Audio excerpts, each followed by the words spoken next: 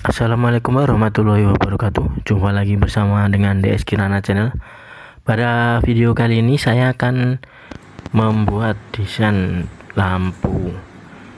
Nah, untuk mendesainnya saya memerlukan beberapa bahan, diantaranya cetakan printer 3D seperti gambar dan video yang saya buat ini. Awalnya hanya sekedar gambar, kemudian digambarkan dengan gambar 3D, kemudian dicetak menggunakan printer 3D untuk mendesain pola daripada lampu yang saya harapkan. Kurang lebihnya seperti inilah proses-prosesnya. Ini proses pencetakan 3D. Dari proses tadi ternyata ada kekurangan, makanya saya lakukan perubahan dalam mendesain. Nah, perubahannya seperti gambar 3 dimensi yang dibuat oleh teman saya ini.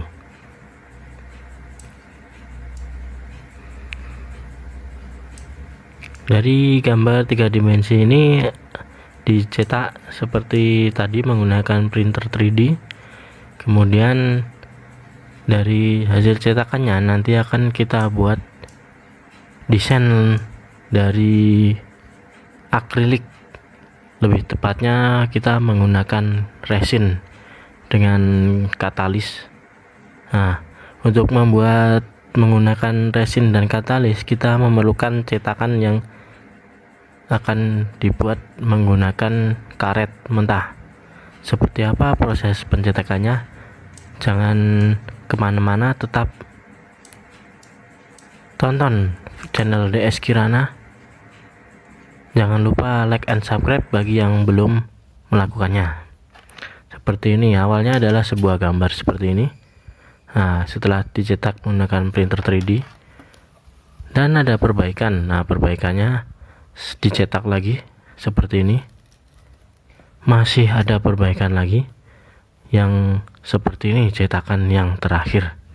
Nah, dari cetakan terakhir ini nanti akan kita cetak menggunakan karet untuk membuat cetakan seperti yang saya inginkan, seperti ini, tapi dalam bentuk nanti akrilik.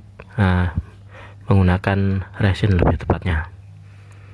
Nah, sebelum kita mulai, pinggirnya agar karet tidak meluber ke samping, kita gunakan lem tembak untuk membatasi agar karet tidak meluber ke samping. Nah, seperti ini. Memutar di bagian pinggir supaya nanti pada saat kita menuangkan daripada karet tidak ada karet yang meluber ke samping, sehingga lebih efisien dalam penggunaan karet rubber.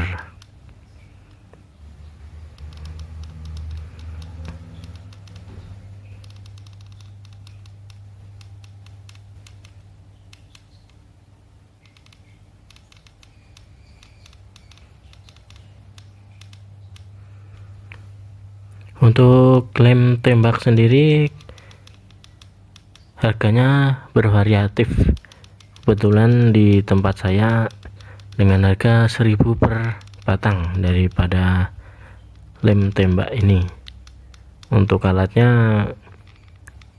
ada berbagai macam, ada yang mahal, ada yang sedang. Nah, saya pilih yang sedang-sedang saja. Nah, untuk melakukan lem tembak ini dia menggunakan panas dan melelehkan lem seperti video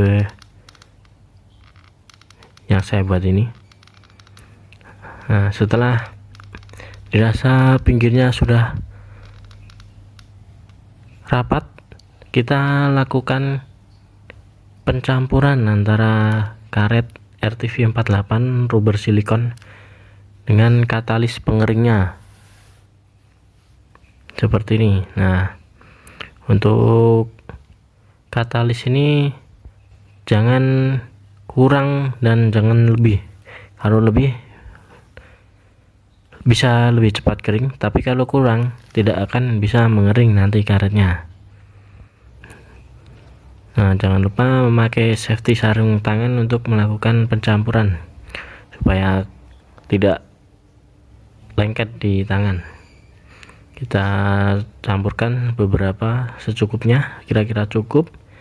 Kemudian karet tersebut kita beri hardener, pengeras atau apa ya namanya, katalis kalau di sini menyebutnya. Ini untuk karet RTV dan katalisnya saya beli secara online, bisa harganya juga bervariatif. Nah, sebelum mencampurkan katalis lebih baik diaduk dahulu supaya cairannya bersatu dengan sempurna. Nah, habis itu kita tuangkan secukupnya. Setelah itu kita aduk antara karet dengan katalis. Usahakan untuk mengaduk ini harus dengan rata, karena kalau tidak rata nanti ada sebagian karet yang tidak bisa mengering. Nah, setelah dirasa cukup, kita tuangkan karet yang udah bercampur katalis tadi ke dalam cetakan seperti ini. Untuk penuangannya sebenarnya nggak usah terlalu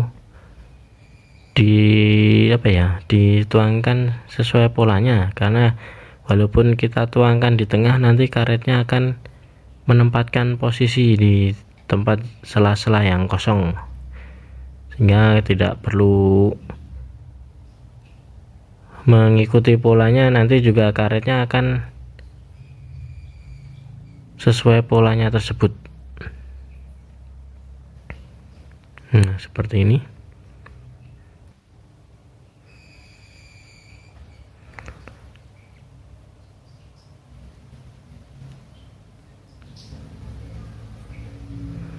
Setelah kita tuangkan karet ini, nanti kita tunggu beberapa saat sampai karet yang bercampur dengan hardener ini mengeras, dan nanti kita untuk melakukan proses selanjutnya.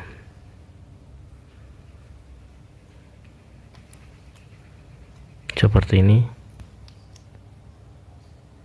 Nah, dirasa sudah cukup dan agak meluber, kita sudahi supaya tidak kemana-mana untuk karetnya.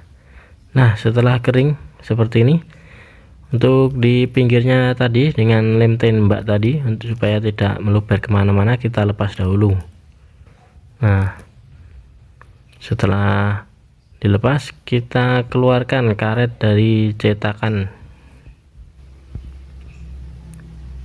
Agak sedikit keras, bukan keras sih, apa ya namanya, terlalu presisi, sehingga agak sulit untuk mencabut, karena memang jarak antara karet dengan cetakan akan sangat sesuai, sangat presisi sekali. Tapi tidak perlu khawatir, untuk karet ini lebih bulat daripada karet biasa, sehingga walaupun kita tarik-tarik juga tidak akan mempengaruhi atau merobek daripada karetnya. Seperti ini.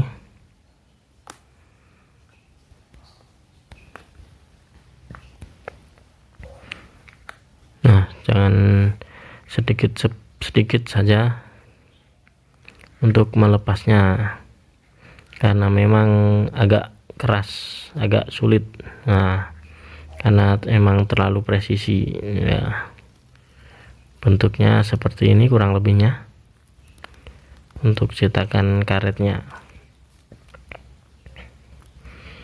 Nah, antara desain saya ini terlalu mepet, tapi dengan karet ini tidak apa-apa, dia tidak akan robek, karena saya udah beberapa kali membuat cetakan yang mirip seperti ini. Pelan-pelan saja. Nah,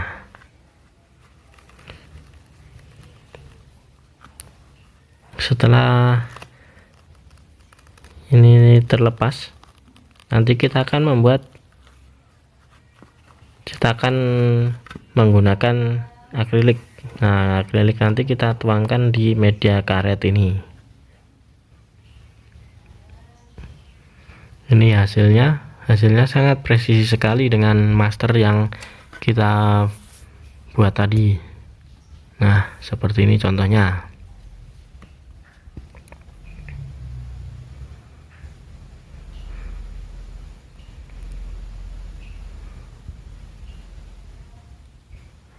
Nah, setelah karet tadi sudah siap, maka kita akan mencetak menggunakan resin dan hardener. Nah, ini saya coba dulu. Sebenarnya harusnya resinnya berwarna bening karena tidak ada. Ini saya coba resin yang berwarna merah, cuma untuk mencoba apakah bisa membentuk sesuai cetakan atau tidak. Nah, untuk pencampuran hardener cukup harus diperhatikan. Oh ya, satu lagi, dalam mengaduk antara resin dengan hardener sebaiknya juga agak lama, karena hardener dengan resin harus bercampur dengan sempurna, karena kalau tidak campur dengan sempurna akan terjadi resinnya kurang matang, jadi lembek dan tidak kering. Jadi sangat tidak akan berguna nantinya kalau itu terjadi. Nah, setelah dirasa cukup, kita tuangkan resin di cetakan karet tadi.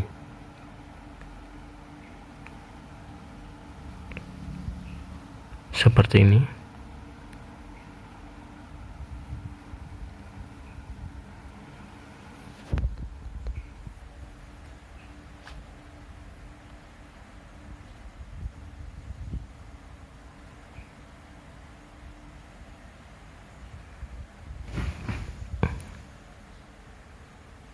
Kita tunggu beberapa saat.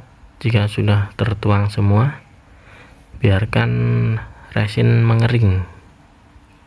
Nah, ini ada sedikit yang belum terkena resin, mungkin ada kekurangan, kita tambahkan sedikit lagi. Sisa-sisa di botol pencampuran tadi.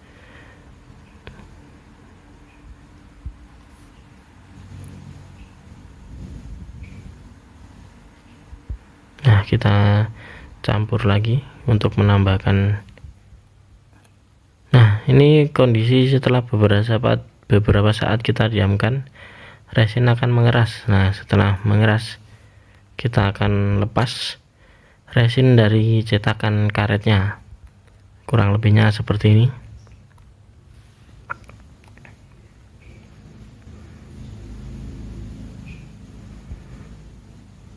Dalam pelepasan cukup mudah karena karet ini bersifat lentur, jadi kita lenturkan untuk mempermudah pelepasan. Nah, kurang lebihnya hasilnya adalah seperti ini dalam melakukan pencetakan resin menggunakan rubber karet. Hasilnya cukup memuaskan. Karena ini tadi resinnya tidak berwarna bening, maka agak sedikit kurang bagus warnanya, tapi cukup memuaskan untuk pemula seperti saya. Nah, demikianlah kurang lebihnya video yang saya buat. Jika dirasa video saya bermanfaat, jangan lupa share untuk teman semua. Jangan lupa juga untuk like and subscribe channel DS Kirana. Wassalamualaikum warahmatullahi wabarakatuh.